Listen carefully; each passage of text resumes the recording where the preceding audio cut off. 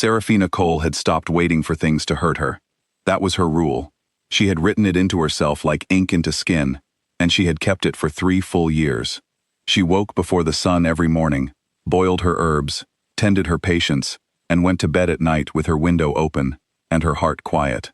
Quiet was not the same as empty. She knew that now. Quiet meant safe. Quiet meant hers. The Silverwood Pack sat at the northern edge of the territory, tucked between tall pine trees and a river that ran cold even in summer. The people there were not rich, but they were warm. They brought Serafina bread when she healed their children, and they brought her wildflowers when they had nothing else to give. She loved them with a steady, uncomplicated love, the kind that does not ask anything back. She had not always been like this. There had been a time, 3 years ago, when she had been the kind of girl who believed that fate was enough, that a bond was enough, that love, even one-sided and painful, was worth holding on to. His name was Cale Nighthaven. He was the Alpha King, ruler of 5 united packs, and he was the person who had looked at her on the night of the full moon, taken her hand, and then let it go. He had rejected their mate bond, not cruelly, not with anger. That almost would have been easier. He had simply said, in a calm and final voice, that he had a kingdom to protect, and she was not the right match for a king, and then he had walked away. Serafina had stood in that clearing alone for a long time. Then she had gone home, cried for 3 days, and decided she was done being small. She built herself back up, piece by piece. She became a healer. She studied every plant, every remedy, every sickness the forest could carry. She became someone the pack depended on, not because she needed to be needed, but because helping people made her feel real, in a way nothing else did. She was good at it. She was very good at it. And she was happy. Truly, quietly, steadily happy.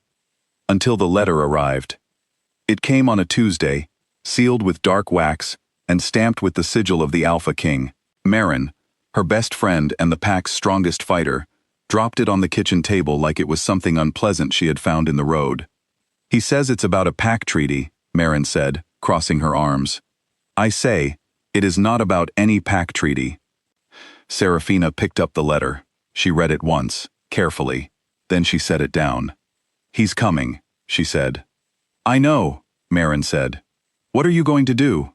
Serafina looked out the window at the pine trees, tall and still in the morning air. Make breakfast, she said, and then go see my patients. Same as every day. Marin stared at her. Sarah. I am fine, Marin. She meant it.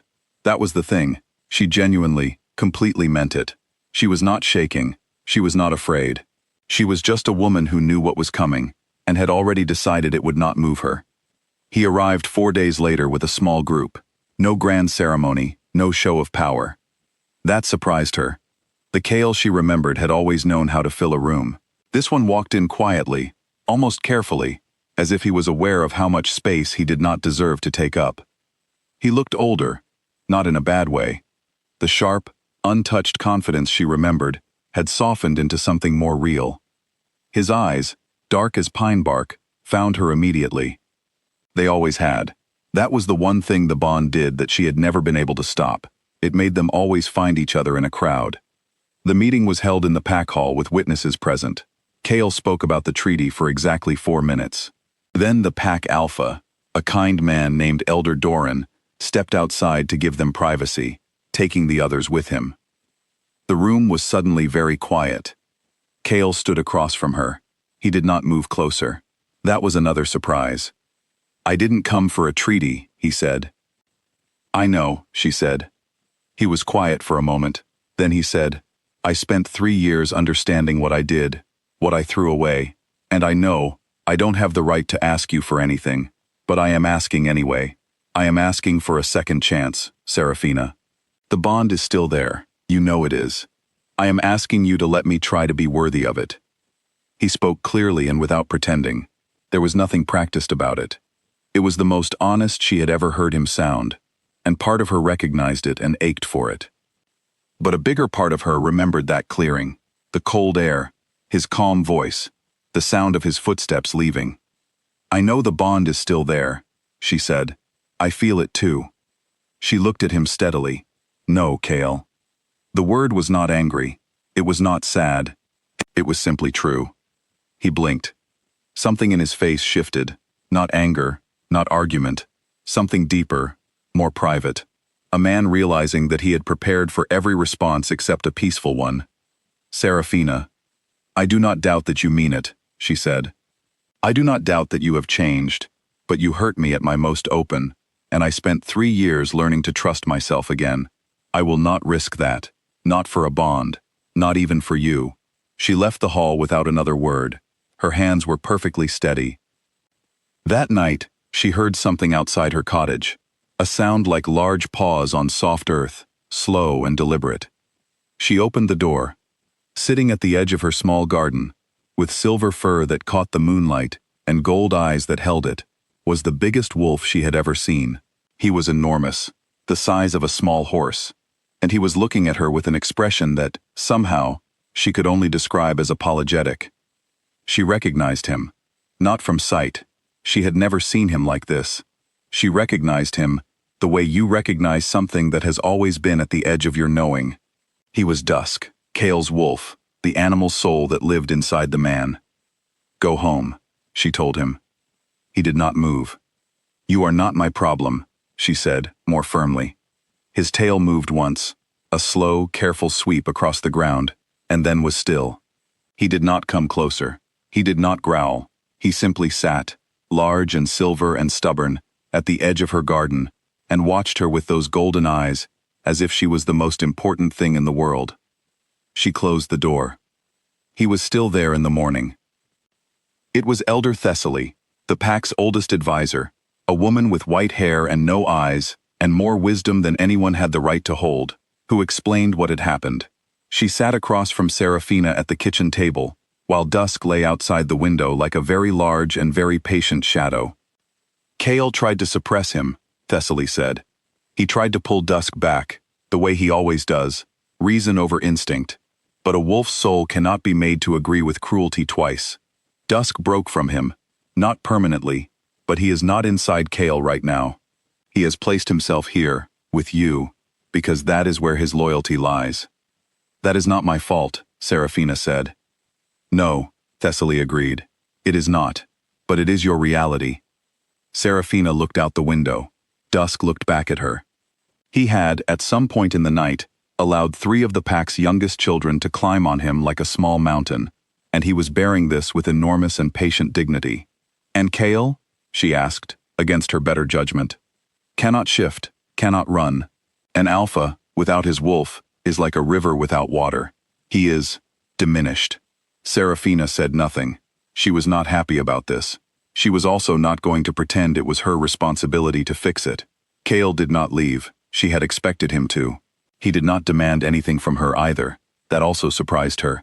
He stayed in the pack's guest quarters and, slowly, began to simply be present in the way that ordinary people are present. He helped carry crates of supplies from the morning delivery. He sat with the elders in the afternoon. He learned which paths were muddy after rain and started walking different ones without being told. He never approached her. Not once. He kept his distance with a carefulness that told her he knew exactly how fragile this situation was, and exactly how little he deserved to push it. One evening, Serafina walked through the medical ward and heard a voice, low, even, reading aloud. She stopped outside the door. Kale was sitting beside old Miran, the pack's eldest member, who was fading slowly and peacefully, and who loved, above all things, the old stories of the forest people. Kale was reading one of those stories from a worn book that Serafina had last seen on the shelf 3 years ago when she had organized the ward herself. He had found it. He had learned which one Miran loved. He had simply gone and sat down and offered what was needed, without anyone asking him to. Serafina stood in the hallway for a long moment. Then she walked away without making a sound. But something behind her ribs had shifted, just slightly, like a door that had not opened but had, perhaps, become a little less locked. That night, she sat with Marin on the cottage steps, and Dusk lay in the grass nearby, his silver sides rising and falling slowly. "You're thinking about him," Marin said. Not an accusation, just the knowing of a person who has been your friend for a very long time. "I always think about him," Serafina said, honestly. "That's the thing nobody asks about. Everyone asks if I hate him. Nobody asks if I still love him, And the answer is, she stopped. Sarah, the answer is that it doesn't matter, she said. I love myself more. I know what I need. I know what kind of man I need. Someone who shows up before he loses something, not after. And I refused him, because I know that, and I am proud of knowing it. She exhaled slowly. But I am not made of stone, and watching him try, actually, honestly try, is harder than watching him be someone I can be angry at. Maren was quiet for a while. Then she said, maybe that's how it should be. The hard things usually are. Dusk lifted his head and looked at Serafina with those gold eyes, and she reached over without thinking and rested her hand on the top of his enormous, silver head. He made a very small, very quiet sound that she had no name for. She kept her hand there anyway. The crisis came 9 days after Cale's arrival. A child from a border pack, a boy of about 7, was brought in on a stretcher. A rogue wolf had crossed the territory line, and the boy had been caught in the panic. He was not well, his breathing was wrong, and his color was wrong, and Serafina had seen enough to know that the next 2 hours mattered very much. She worked without stopping. She did not think about who was in the room. She called for instruments and medicines and hot water, and they came. It took her a moment to realize, in the middle of everything, that the person handing things to her, quickly, correctly, without needing to be told twice, was Cale. He had no medical training, but he was watching her hands and following her lead with a focus that was total and quiet, and he did not ask unnecessary questions, and he did not get in the way. He simply became useful, in whatever way she needed, for the whole 2 hours. The boy's breathing steadied. His color came back. Serafina set down her instruments and stood still for a moment, letting the relief settle through her. She looked at Cale. He looked at her. Neither of them said anything. There was nothing to say. Something had just happened that did not need words. They sat on the steps of the medical ward afterward, both exhausted, the night air cool against their skin. After a long silence, Cale said, quietly, you were always the better half of whatever we were supposed to be. Serafina did not answer, but she did not leave either, and dusk came and lay across both their feet, heavy and warm, and none of them moved for a very long time. Elder Thessaly summoned them together the next morning. She sat between them at a small round table in the meeting room and folded her hands and said, very plainly, that the current situation could not continue. Cale's health is declining without Dusk integrated. Dusk is caught between 2 loyalties and can sustain that only so long. The bond between you is not broken. It has never been broken. It is stretched to a point that causes damage. She looked between them, though she had no eyes. The moon goddess does not force choices, but she also does not do things halfway. This thread between you is a choice story. Both of you must decide, not from fate, not from instinct alone, what you actually want. The room was very quiet.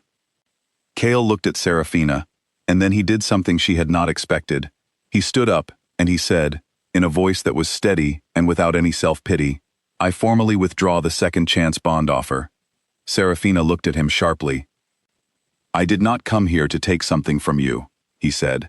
I came to say that I was wrong, and that you deserved better, and that whether or not you ever forgive me, you deserved better. That's all. I am not asking any more. He turned toward the door. And then Dusk stood up. The great silver wolf rose from the floor slowly, and he walked, not to the door, not away from the room. He walked to Cale. He stood in front of him and pressed his enormous head against the man's chest. Cale stopped. His hands went into the wolf's fur. His shoulders dropped. Dusk made that small, nameless sound again, and Cale bent his head over him, and for a moment, the great Alpha King was simply a man who had been carrying something very heavy for a very long time. Serafina watched. She watched the man she had once loved become, in that moment, something she had never seen before. Someone who asked for nothing and gave everything up and still, somehow, stayed. 3 weeks passed. The leaves turned at the edges, the way they do when autumn is still a promise but not yet a reality. Serafina finished her morning rounds, dried her hands on a clean cloth, and walked to the guest quarters. Cale was sitting outside, reading. He looked up when he heard her footsteps. He did not stand. He did not reach for her. He waited. in the way that someone waits when they have already decided they have no right to hurry anything. She stood in front of him and said, "I want to be clear about something." "All right," he said. "I am not giving you another chance," she said. "I am giving us a beginning. That is different. A beginning means no titles, no politics, no assumptions. It means you show up as a person, and I show up as a person, and we find out slowly whether that is something real." He was quiet for a moment. Then he said, "I've been nothing but a person for the past month. It's the most honest I've felt in years." She looked at him for a long moment, then she held out her hand, not as a bond, not as a promise, simply as an offering between two people who were choosing to try. He took it. From the garden, Dusk lifted his great silver head and looked at both of them with those ancient, gold eyes. Then he put his head back down on his paws, let out a long, slow breath, and closed his eyes. The people of the Silverwood Pack noticed, of course. They noticed the way they always notice quiet things. The small shift in the air, the way Seraphina smiled differently in the mornings, the way the Alpha King stayed long after his treaty business was done, and nobody questioned it anymore. Marin noticed too. She did not say anything dramatic about it. She simply handed Seraphina a cup of tea one morning, squeezed her shoulder once, and went back to her training. They did not rush. They did not pretend the past 3 years had not happened. They built something, carefully and slowly, the way you build something that you actually want to last, with patience, with honesty, with the understanding that love is not a feeling that falls on you like rain. It is a choice that two people make, again and again, on ordinary mornings, and difficult evenings, and all the quiet days in between. Seraphina still woke before the sun. She still boiled her herbs and tended her patients, and loved her pack with that steady, uncomplicated love. She had not changed to fit him. She had not softened her edges, or forgotten what she had built, or given up any piece of the woman she had become. She had simply added one more thing to her life. A man who had learned, finally and truly, that she was not a second chance. She was a first choice, and he treated her like one.